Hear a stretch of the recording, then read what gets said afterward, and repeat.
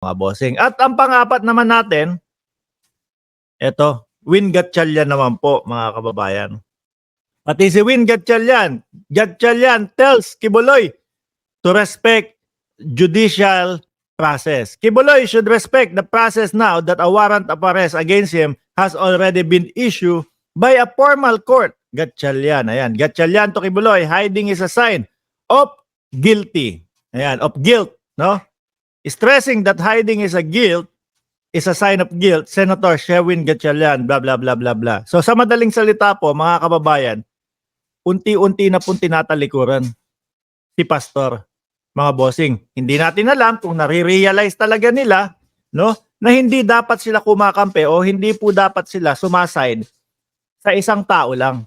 Pagdating po dito sa sa usaping mayroong reklamo sa kanya. Kailangan po nasa gitna lang sila doon. Kasi po inelect sila lang taong bayan diyan, mga bossing, no? Para po sa taong bayan. Hindi para po sa taong bayan at para po sa bansang Pilipinas. Hindi po, best friend ko 'to eh. Kaibigan ko 'tong si Pastor eh. 'Di ba? Ganito 'yan eh. Hindi ako si Cynthia Villar. Sabi, kaibigan ko 'yun eh. Hindi ako naniniwala na ginawa na 'yun, kaya hindi ako, kumbaga, boboto ako para hindi siya maaresto. Ayan, tandaan niyo po yung mga pangalan, ano? Tandaan po natin yung mga pangalan. Kayo na po ang bahala kung gusto niyo iboto o hindi po. Pero expect pa po natin talaga, mga kababayan, na madami pa po yan. Mga mag-aano yan. Mga magpapabango sa atin. Ayan. Pero, syempre, hindi na tayo basta-basta boboto. Kailangan i-analisa na natin kung ano yung mga background nila, kung ano yung mga ginawa nila nung panahon na sila ay nakaupo, sila ay nanunungkulan, saka tayo magde-decide kung dapat pa bang iboto. Paano kung si Digong nagkadling? Kaya ba ni Bato? Nako, yun ang magandang tanong, sir. No? Yun ang magandang tanong. Ano kaya ang gagawin ni Bato de la Rosa kung si dating Pangulong Duterte ang kumbaga ang tumulong sa pag-oogat ni Pastor? 'Di ba? Sabi pa ni BJ dito, Sir Mark, sana mapansin mo ito. Ano po ba ang meron kay Kibuloy at napapasunod niya ang ibang senador, vice president at dating president ng pati mayor ng Davao? Yung sa president, mga kababayan, kay dating Pangulong Duterte, ako ang tingin ko diyan ay dahil unang-una magkaibigan sila, di ba? Yun namang mga iba, kagaya nila Senator Robin Padilla, nakikita ko dahil po doon sa utang na loob na tinatanaw nila, mga boss. No? Doon sa utang na loob na tinatanaw nila, kagaya na lang po nung panahon ng election, napapagamit ako ng chopper niyan, binigyan ako ng time niyan sa SMNI para umere, para malaman at maramdaman ng taong bayan na ako ay kumakandidato. Yung mga tipong ganun. Kaya talagang hindi nila mabitawan-bitawan. Kaya lang eto na election na ulit ito no? Dito nakasalalay ang kanilang ang kanilang pagiging politiko. Kung makakaupo ba sila ulit, mga kababayan. Nakikita ko kapag tuloy-tuloy sila na lawyer, tapos eto naman security guard ni Pastor Kibuloy at naramdaman ng taong bayan na hindi tama yan Hindi tama yan. Parang pinapanigan nyo ang isang tao Kawawa yung mga nagrereklamo doon Tapos mga senador pa sila, mga kababayan. Kaya ang nakikita ko, medyo laylo sila ngayon, no? Maaapektuhan po yun, mga kababayan. Maaapektuhan yun. Si Senator Risa Ontiveros ba pwede pang makatakbo ulit bilang senador?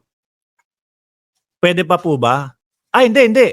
Kakapanalo niya lang pala, no? Sorry. Kakapanalo niya lang. Si Trillanes, ayan. Pag nagbago-bago yung kanyang isip na tumakbo siya bilang senador, imbis na lokal lang po, nako, papasok yan. Paano? Naipaliwanag natin kahapon, mga bossing, na kumbaga, kakamping vote pa lang po, mga bossing. Ilan na po yun? 12 to 15 million. no? 12 to 15 million. Pagka meron kang boto na ganon, mga kababayan, yung 12 to 15 million na yon, kumbaga nandun ka sa bingit ng 9, 10, 11, 12 position. Yun, no? So kakamping pa lang yun. Ngayon po, napapansin na po si Senator Antonio Trillanes ng mga loyalista, ng mga sumusuporta sa gobyerno, kaya po madadagdagan. So pag nadagdagan po yun, at ang mga loyalist at government supporter ibinoto siya, aangat na naman po yun. Kasi yung 9, 10, 11, 12, nandyan yung sinasabing pwede pang malaglag. No? Maaari pang bumulusok at pumunta sa 13, 14, 15. So hindi pa ganun ka-safe yun. So kapag ka nadagdag yung boto, mga kababayan, nung loyalista, nung mga government supporter kay dating Senador Trillanes, aangat pa po yan. Mapupunta yan 6, 7, 8. Kapag nandyan na po sa 6, 7, 8, ang posibleng malaglagan na lang yan, 9, 10, 11, 12, mga kababayan. So pasok na pasok po, no? Pasok na pasok po, mga kababayan. Ayan. Kasi talagang yung mga nababanggit at binabanggit ni dating Senador Trillanes, mga kababayan, talagang unti-unti pong lumalabas na katotohanan. Pati yung pagbibintang po sa kanya na siya yung nagbebenta daw po kaya pabalik-balik sa China, kaya nandun daw po sa China, hindi nila napatunayan. Tapos eto, lumabas pa yung gentleman's agreement. Kaya ayun, no? Yari.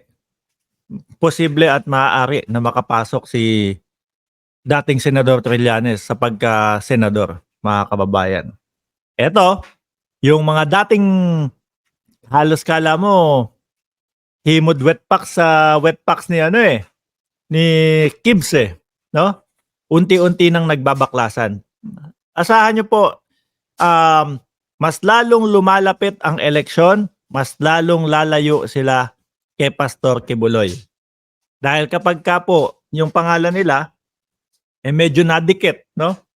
Kay Pastor Kibuloy na ganito, ganyan, na sobra sila, grabe silang maging bias doon sa mga sinasabing na argabyado ni Pastor, mawawalan po ng gana ang taong bayan sa kanila. 'Di ba? Hindi naman po porket mabait, hindi naman po porket nandoon sa, kumbaga, televangelist, ibig sabihin wala na pong ginagawang kasalanan o wala na pong nagawang kasalanan. Pero ulitin ko po, hindi pa po guilty si Pastor Kibuloy, mga kababayan. Kaya lang, dahil nga po, ayan, mismong kay Gatchalian na po nagsabi, dahil nga po sa ginagawang pag-hide and seek, pagtatago, mga boss, nagmumukhang guilty, no? Nagmumukhang tinatakbuhan yung batas natin. Pagtatago tumatakbo sa batas talaga. Tumatakbo talaga sa batas. Sabi ni Mark Jason Hongsin, Boss Mark, pwede kaya na ma-interview mo si Senator Trillanes sa vlog mo? Gusto ko, no? Kasi nung in-interview nung mga vloggers, no, na sumusuporta sa ating administrasyon sa gobyerno ng Pilipinas, mga kababayan, sabi ko, okay na. Sapat na 'yon yung mga interviews nila. Okay na 'yon. Pero etong lumabas yung sa West Philippine Sea, lumabas na merong mga gentleman's agreement, tapos yung pangalan ni Senator Trillanes unti-unti nang nawawala doon sa sinasabi ni dating Pangulong Duterte na siya yung nagbenta. Yun yung gusto kong talakayin. More on West Philippine Sea, mga kababayan, para mas malinaw talaga, no? Mas malinaw talaga. It's over for all. Sabi ni Ulysses, no to pro-China candidate. Ayan. Kaya po ang mga kakamping talagang hangang-hanga sa ating presidente. Yung pagtindig, no? Para sa West Philippine Sea, atin yan Bakit kailangan mong ipamigay, no? Bakit kailangan mong sumunod sa China na ang tanging layunin gustong mawala na ang BRP Sierra Madre doon sa lugar na 'yon?